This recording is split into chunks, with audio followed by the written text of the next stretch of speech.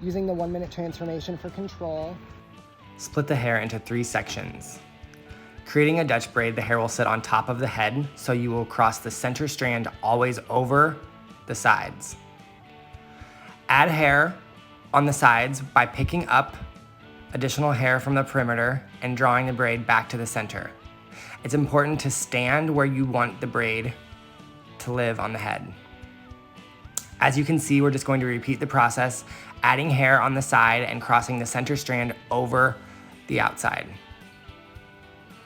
Working from side to side, adding hair to the outside strand, crossing the center strand over the outside. Create and complete the Dutch braid by working your way from top to bottom. Make sure to keep the hair pulled tightly and add 1-minute transformation for control as you work down the head. The smaller the sections will create a more tight and detailed braid as you pull the braid apart. Use Color Wow Style on Steroids texture spray to add flexible hold to the hair. Going to start at the edges here and gently pulling on the outside edge, start to fluff and make the braid a little fuller. I like big braids and I cannot lie.